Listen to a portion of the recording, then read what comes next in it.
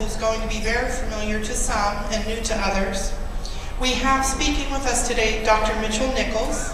Dr. Nichols, two daughters graduated from Highlands. He's very familiar with our system, very familiar with the wonderful education that we offer here at Highlands. He did receive his PhD from the University of Pittsburgh, coursework in curriculum and supervision and administration. He has more than 15 years as a professor at Geneva College and the Community College of Allegheny County. His graduate level courses as a professor include leadership communications, ethics, motivation, decision-making, and organizational change. His undergraduate courses as a professor include African American history, race and ethnicity, that's always a word I have trouble with, ethnicity in the United States, philosophy, the church and its community, organizational development, human resources, and human services. He's a consultant, a keynote speaker, a business coach, an executive coach, an award-winning columnist, a 5-time national award-winning television producer and host, a curriculum writer, and a grant writer. Most recently, he served as acting president for Cornerstone Television, Incorporated, and its multi-million-dollar owned network and 100+ affiliates. Again, it is my honor and pleasure to introduce to you Dr. Mitchell Nichols.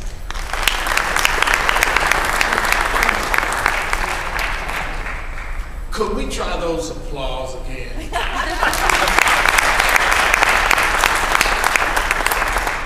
I know that one or two people at least looked and said, I'm not giving him a hand. He hasn't done anything yet.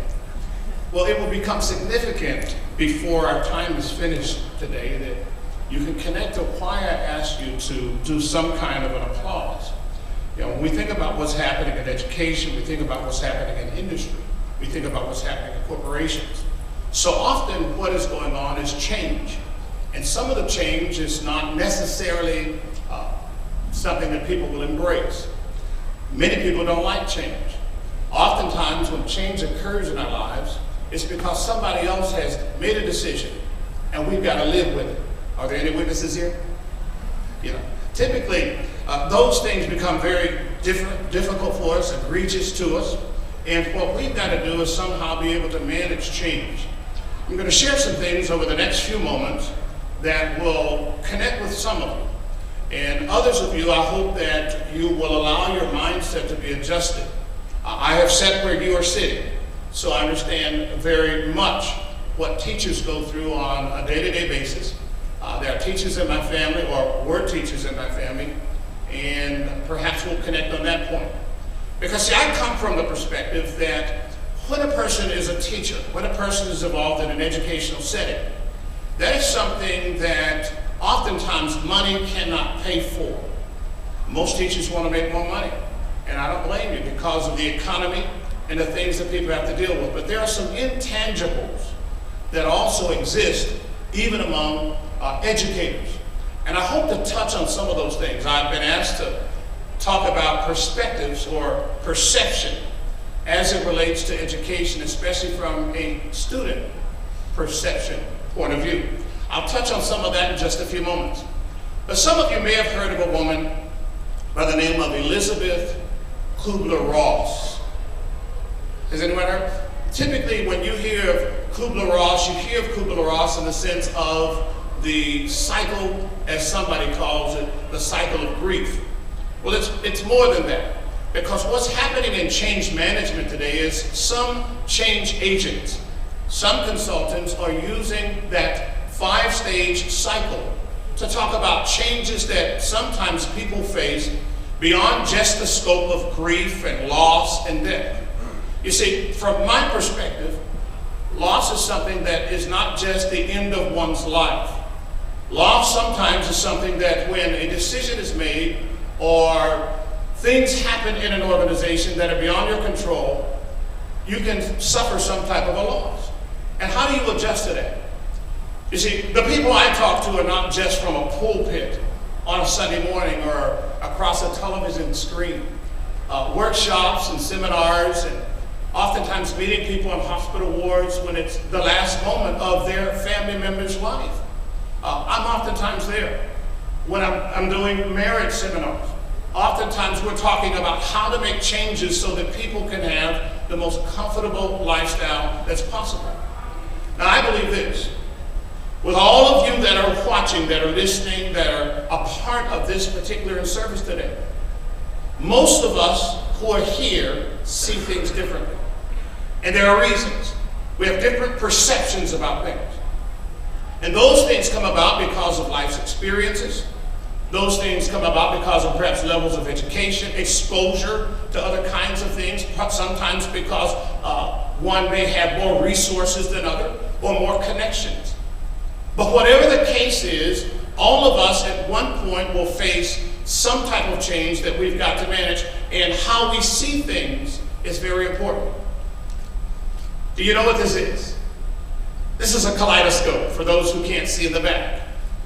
If you look through the kaleidoscope, and some of you probably have at some point or another, you see things from a different perspective. But if I pass this kaleidoscope off to somebody else in the room, I can guarantee you that that person's perception of what they see through the kaleidoscope will be explained differently than mine.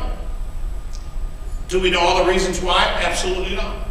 And even in an education setting, a person may not be able to see exactly the same way that another person sees. We too often make assumptions. We believe that, okay, this is a school, this is a business, this is an organization, and everybody ought to be on the same page, but not necessarily the case. Because the truth is, whether you are rich or poor, affluent, whether you've come from an Ivy League education or a public university, if you've been teaching only a year or two, or you've been teaching a lot of years, a lot of things factor into how you see things. Think about how you and I are able to make certain adjustments, even under duress. But think about also the young people, the children that are in your classrooms, who may not have your knowledge, may not have your experiences, may not have had the affordability to do certain things, travel and other things that you may have been able to do. Their perception is different than yours. So when we consider at least Kubler-Ross, let's think about just certain things that relate to these particular areas. Some things that we need to focus in. It's not working. But let me give you the stages. Typically, there are 5 stages that are involved with Kubler-Ross. 5 critical areas that so often people think about, have to deal with. The first stage would be the stage of denial. And I've got several things here because we consider them to be cycles of emotional states. When you have to face something that you don't want to deal with, whether you express it one way or another, it becomes emotional. Some people, when they go home from a full day of work, have to go and lie down. Others need some other type of recreation. And I won't ask for the show of hands of you who go to as many happy hours as you can when you leave work every day. Some of you are smiling. Sometimes people are able to relieve the kind of emotional stress that they experience. But that first stage that typically Elizabeth Kubler-Ross dealt with as a doctor was the denial stage. Typically there, people are trying to avoid the inevitable. Things that they can't get around, things that they can't change. And that brings you to one type of an emotional state. If we were talking about death and dying, loss, those kinds of things, those are variables that oftentimes you and I have no control over. Sometimes physicians have no control over. And their ability to express or to explain to a family something depends upon where that family member is at that particular time. Most of us at one stage or another have dealt with denial. The second thing that we look at then is the idea of anger. If you're like most people, when things don't go your way, there are various ways that you can express anger. One of the things that you heard this morning from your chief administrator was sometimes people sabotage things. It's a typical mechanism that people use when they're disgruntled or not happy about something, or somehow don't want to see something go ahead. It's a measure of really resistance that people put up. It's anger.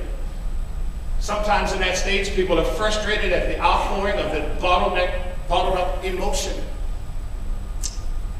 Most of us get angry. How many of you would agree with that? But it's how you handle the anger. And if we as adults are not able to handle our anger, just look at the kaleidoscope. Try to see through the eyes of the young people that you impact on a day-to-day basis. If we can't handle our anger, how can we expect them or model before them so that they can handle their anger? Another stage is the bargaining stage, where sometimes people are seeking in vain for a way out. How do I get out? How do I avoid whatever it is? The fourth stage deals with the depression stage, or the idea of finalizing certain things, the final realization of the inevitable. Well, there's nothing I can do. I have to go to work. I have to do something. What a difficult place to be in. What it oftentimes is asking us to do as we face life's challenges, whether it's in our classrooms, in our buildings, or in our homes, is asking us to become flexible. And sometimes the longer we have to contend with something, the longer we also don't want to be as flexible as we have to be. Then there is the testing stage. The testing stage is one stage that was not typically a part of the original stages for Kubler-Ross, as well as the shock stage. In Kubler-Ross, there's the acceptance stage. It takes a while to get there. At what point do we accept what the administration is saying? At what point do we accept the kind of kids that are in that classroom? And if you've taught for a long period of time, you've probably heard and have probably said to other people, these are not the same kinds of kids that we were accustomed to years ago. The kids are different. The homes are different. The neighborhoods are different. It's like, where did they bring these kids from? Because many of us grew up in homes where if we stepped out of line, somebody in our home was waiting for us. You got it at school, and you got it at home. Some of us grew up in neighborhoods where you got quickly to the stage where you would accept certain things, because in some of our neighborhoods growing up, if the neighbor got you and your parent found out about it, you got it. Some of us grew up in families that the only people who beat you weren't your parents. Some of you had aunts, uncles, and that mean grandma. No, most grandmas are not mean. Moving from one stage to another is not that simple, because all of those stages require at one point or another the ability to manage one's emotions. Think about it. Think about the challenges that you face. Think about the possibility of what the superintendent said, and I don't mean to cause him to be the bad guy, but the possibility of working another year without an increase. Well, if you're in the low end of teachers, would I rather not have an increase or not have a job? See, sometimes we don't look at it a certain way. And I'm not here to defend the administration or the school board. I don't owe them anything. But I do owe you a lot because you're sitting here. I owe you a lot because you're the ones from day to day are sitting in your classrooms, are interacting in your office with the very young people that can make changes in our world. When we think of acceptance, that is the final finding of the way forward. How do we move beyond where we are? How do we move out of this position where we're stuck? And most of us, whether we're talking about an education, or we're talking about something we've attempted to do in life, or we're talking about in our homes, most of us can identify with stuck. Sometimes we call it a rut. Sometimes teachers can fall into that. Think about it. I asked you to give me applause in the very beginning. But in a short while, I'm going to ask you to give me some more applause, and I'll explain to you why, metaphorically, it's important to keep the applause the same in the beginning as you would in the end of the thing. Sometimes we lose momentum. We're not motivated as much. Sometimes it happens not only in public education, but it happens in industry and in corporations, because we somehow, because we're human, don't always see what the mission is of the organization. We're called to transform people's lives. Well, how do we do it? How do we maintain that level of enthusiasm? I happen to see a few people here that say they were my college students somewhere along the way at the community college. If you ask them, the same kind of enthusiasm they saw with me 15, almost 20 years ago, I carry that same enthusiasm today. Well, because for me, the mission is very clear. That every opportunity that I get to be in front of students, it's an opportunity to somehow deal with their mindset and transform where they're going in life. You see, unless we can see things a certain way and allow ourselves to change, we can find ourselves stuck and get into what some call a cycling, where it seems like we're never ever going to get out of it. I would tend to think that there were at least a few of you that would remember my kids when my kids came through this school. You survived my kids. That's a wonderful thing. But before we're finished in the next so many minutes, I want to tell you what your interaction with my kids has meant. I want you to see a different kind of emotion and passion that I have, and that I've always had toward education, especially when I had my moments of epiphany, when the light came on for me and I understood the mission. You see, these kinds of in-services are not really intended to bore you to death. This is your first day back from almost a week of being off. I hope I'm not your most boring person today. But I hope I'm the person that helps to refire you up, saying that there are some lives that you can change.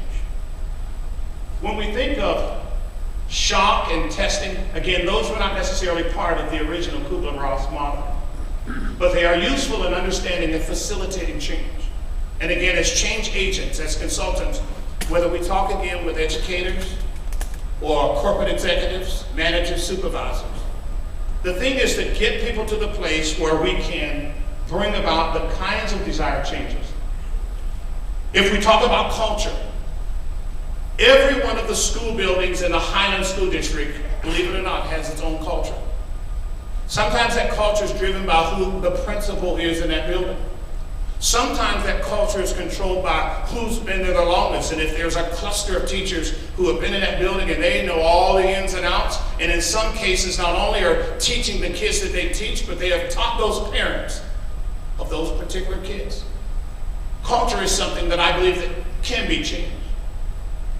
In short, there are certain behavioral rules or social norms that help everyone know what to do in a variety of circumstances when we talk about culture, which may include a range from arguing with a person or dealing with those from outside our culture.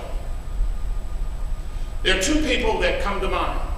One that I share with my graduate school students, especially when they start in a master's program, is a man by the name of Edgar Schein.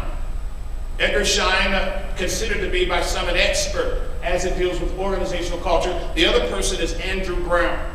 Between the two of them, they suggest that these are some of the elements of culture. Artifacts. Well, what is that? That's the language. That's the physical things that you see from one building to another. Certain stories and histories and myths and legends and jokes. Certain rituals and rites and ceremonies. Certain celebrations that exist wherever you work. And then there are the heroes. Symbols and symbolic action, beliefs, assumptions, and mental models. And then there are attitudes that exist, that somehow not only exist, but persist in any number of organizations. Can you change a person's attitude? It will take a while. Because most of us know that in dealing with a person's attitude, you're dealing with a mindset that is somehow set in over a period of time. It may be on the hinge, a person's angry about something. Maybe they didn't get their way. Maybe they're experiencing or anticipating some kind of loss. I heard one teacher make a mention a short while ago about the idea how large the elementary classrooms are. Well, I checked with a few people before I came today. Checked around the community. It's a concern for some. Because the larger the classroom, talk to any teacher. The more difficult it is to really service or supply what's necessary to all the kids. But these are the times in which we live. And how do we make those kinds of adjustments? And how do we deal with our attitudes so that it doesn't impact the very people who had nothing to do with the decisions that we found ourselves in? If you haven't picked up anything yet, I am pro-teacher. I wish somebody would give me a hand on that one. I am pro-teacher. I'm going to show you this metaphor in just a short while. Because not everybody clapped. All of you should be pro-education. But maybe things have happened. Maybe the vacation wasn't long enough. But summer's coming. And some of you will get that long summer break. Oftentimes in a culture, we have to deal with rules and norms. There are ethical codes that exist. There are certain values. And if I pull from this list at least the one thing now, values. Teachers have values. Administrators have certain values. But we don't always see things the same way. Because we come from a different paradigm. They see things one way, and so often they're at one end of the spectrum and the teachers are at another end. But let's think about the kids. What about their perception of things? What about their values? And how do we instill certain things in them so that they value what you try to do every day? Again, in my world, I walk into every classroom with enthusiasm. I've been around education now, either public school education or college, undergrad and grad for probably about 30, maybe more than 30 years. I'm not going to lose my enthusiasm because I understand the mission. When I was a classroom teacher, there were times I didn't want to deal with what was going on in the rest of the building. Anybody else like that? What I would do is I would close my door. I would try to follow the rules that the administrators had set forth so that it wouldn't expose them to any undue liability. But when I got into my classroom, I closed the door because it was me and my students. I have to admit the largest group of students I ever had in a public school classroom at one time was 27 second graders. Ooh. And most of the second graders that I had the whole year, I was finishing my PhD at the time. Most of those 27 second graders came from single family homes. Imagine the perception. And about half of them were mixed race. Single parent homes, mixed race. But I couldn't hold that against them. Because my job was to go in and somehow impact their lives so that they would value certain things down the road. When we think about Highlands, I just heard about this a moment ago. I told one of the administrators, I said, I guess I have to strike this from my presentation. The sanctuary model. I tried to do a little research. The sanctuary. When I read it, I thought, yes. But when I began to hear that it really isn't moving forward, I'm thinking, no. Why is that so important? It is important because you have in your Highlands sanctuary model this whole thing about nonviolence, this whole thing about emotional intelligence, everything that has to do with inquiry and social learning, shared governance or democracy. How do we get things accomplished? Open communication, which sometimes, no matter where you work, is derailed. Some things are told to people on a need-to-know basis. Social responsibility, growth and change. What in the world happened to the sanctuary model? Well, let me go back to something for a moment. Because see, when I think of change that has to continue to happen in an educational setting, you're the people who drive the change. Can I have some applause, please? Notice how quickly that died. A balloon. My metaphor. You see, sometimes we start the school year a certain way, but as we get toward the end of the school, it's like we are counting the days.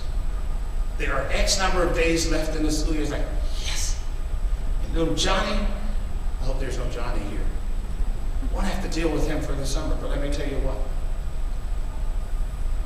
What if we measured your applause at the beginning and that caused me to inflate the balloon?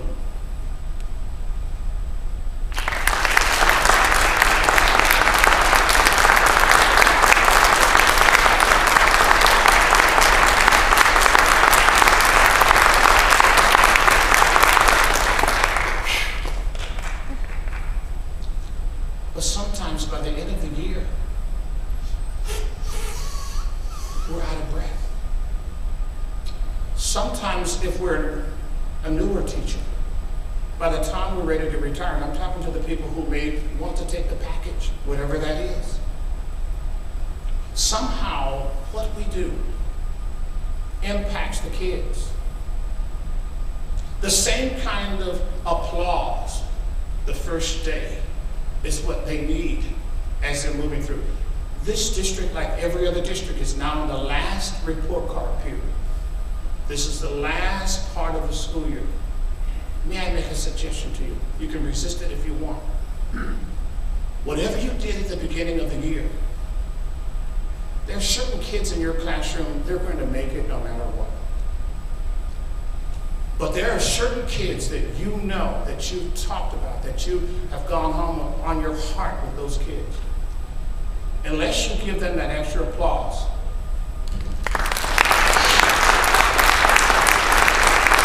they'll never reach their potential. They will never reach the potential. And our kids have different levels of potential. Let me tell you how that works. I was one of those kids that so often got on my teacher's nerves. I had a twin, still have a twin.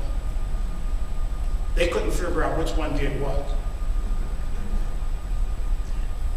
I remember one teacher didn't want me in her classroom. What if they had given up on people like me?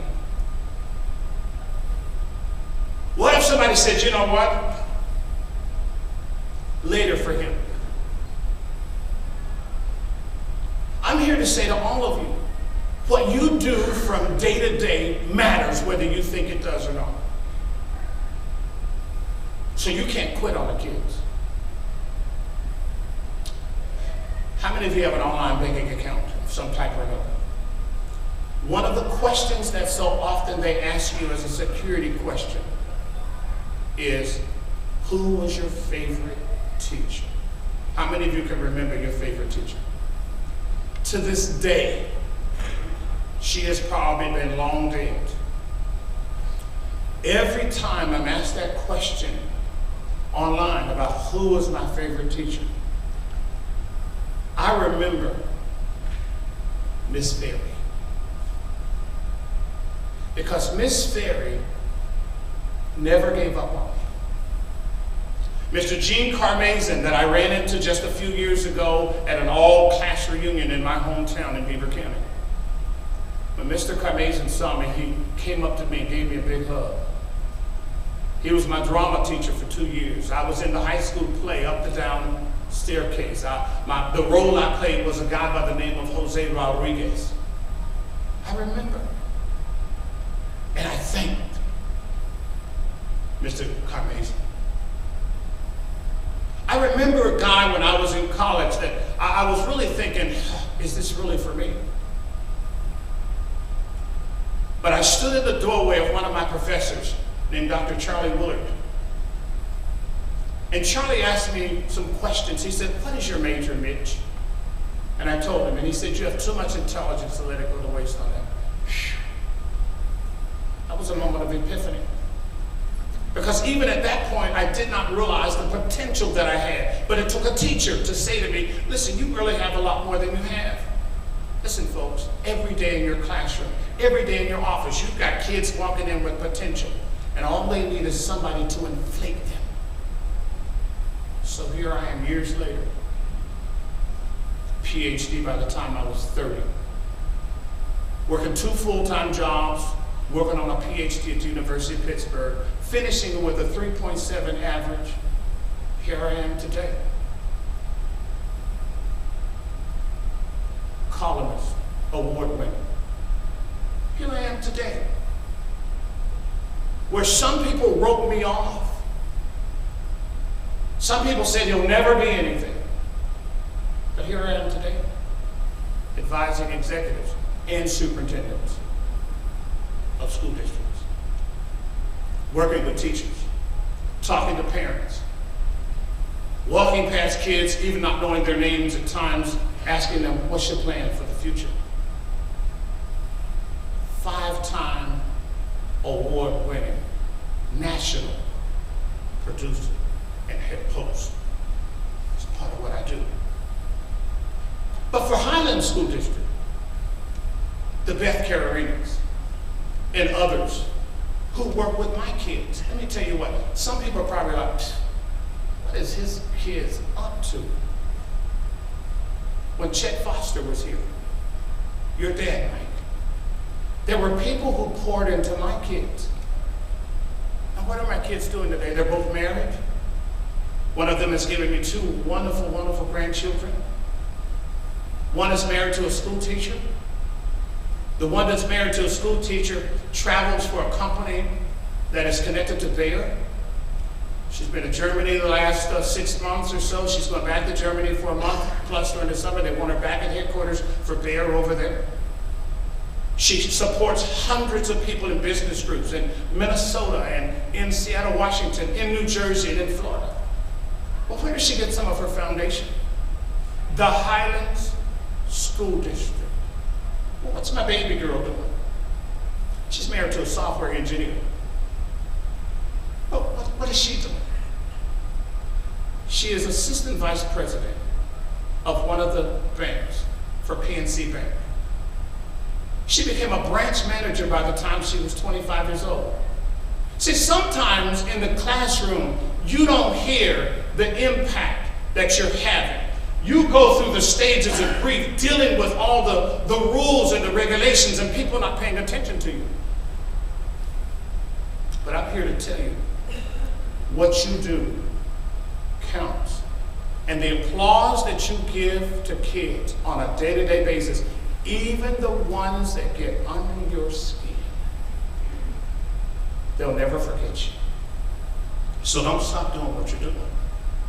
Whatever adjustments you've got to make, whatever changes you have to make to get through the rest of the school year, there are people like me who count on people like you. So just continue doing your job. Give yourselves a hand.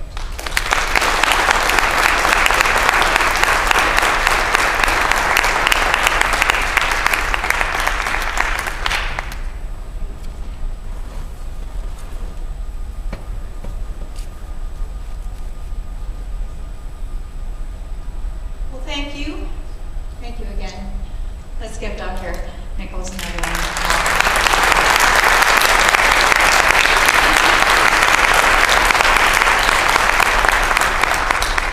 We're going to take a short 10-minute break, and after the break at 10 o'clock, the middle school will report to Pod D upstairs, and the high school, let me find us, we're Pod C. Okay, so at 10 o'clock, please report to those locations. Thank you.